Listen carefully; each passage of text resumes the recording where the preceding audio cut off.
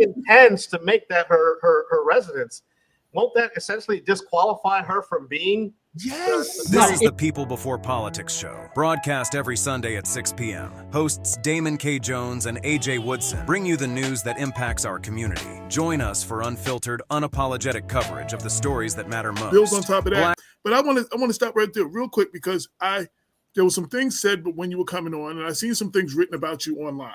So some people are writing you off that you are paid to come after her and that you're a Trump MAGA supporter and you're working for Trump, and that's the reason why you're doing any of this. So I wanted to give you a chance to explain it. I'm a registered Democrat, first of all. I've supported Democratic and Republican candidates, as my right as an American. Right. I have no ties to the Trump administration. I am not in contact with the Trump administration, although I am in contact with law enforcement, as would be expected under the circumstances. I am not. Right. And it's totally ridiculous. But let's put that aside. Let's say everything everybody is saying about me is true for the sake of argument. My work speaks for itself. It's very documented. I post links to all of the source documents. It doesn't matter if I burned down the building yesterday. What matters is if I am correct or incorrect. Right. And I wanted you to get a chance to address that also. So you didn't have a personal axe to grind with Tish James and you're just coming after her.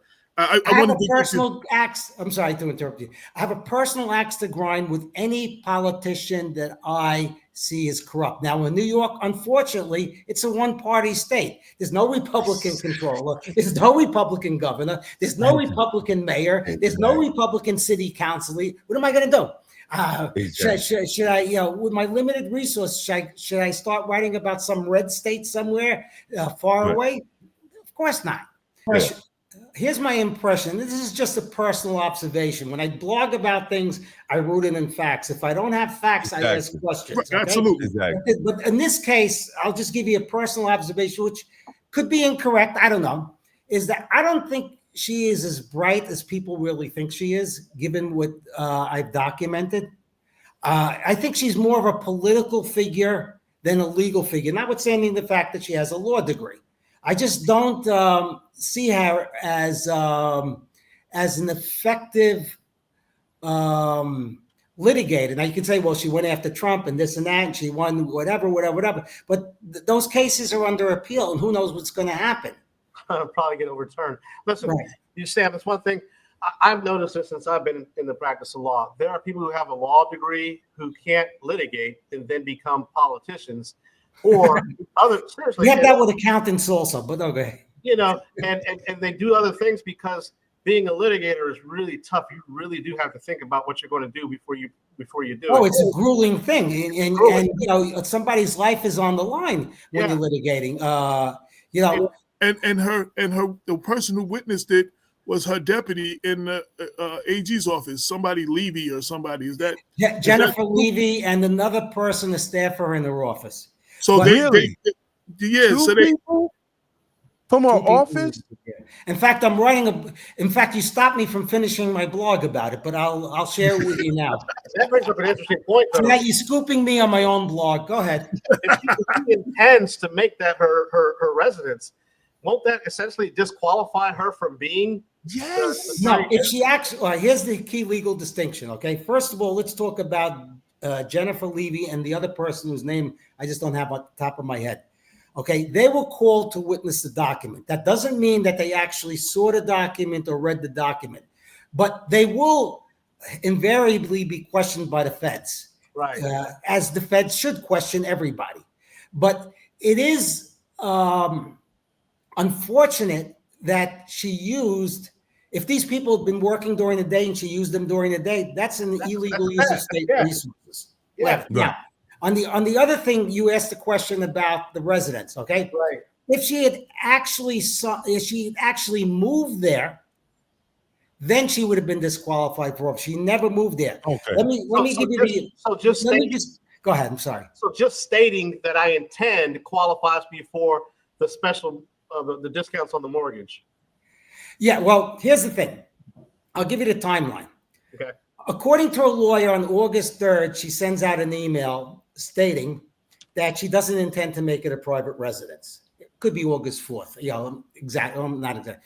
Around August 17th, she signs the power of attorney that's notarized by 2 members of her office, saying that she intends to make that property her primary residence. Now, the lawyer claims it was a subsequent document before closing where she reaffirmed that it was going to be a primary residence. But let's put all of that aside. Whatever her lawyer says does not matter, because the loan itself was based upon her declaration that it was going to be the primary residence, and that both her and her co-buyer, Shanice Thompson, her niece, were going to occupy it based upon that. Right. So it doesn't matter what she told the bank or didn't tell the bank or whatever. The reality is that's the way the loan was underwritten. It was never corrected. She never sought to say, something, I should be paying higher interest. Let me amend this. What? Let me amend this. Like, she never said, I made a mistake, let me amend this before I get this benefit for this. That's correct. I'm glad I'm on the air with you, because usually you get these 5-minute things where you go and it's very hard to elaborate and separate truth from fiction. I mean, I know people mean well, we all mean well, but nobody bats 1,000. And I don't want to propagate incorrect information at her, because that will just ruin the integrity of what I'm doing. Right.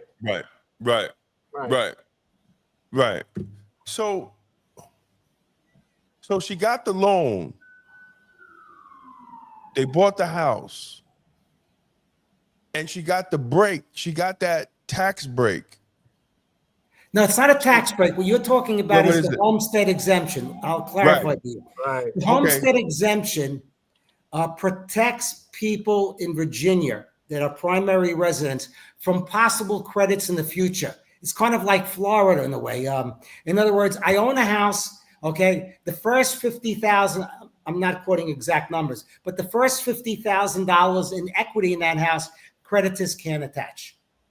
Okay. So what they have to do is they file a homestead deed, which is recorded in the county clerk's office.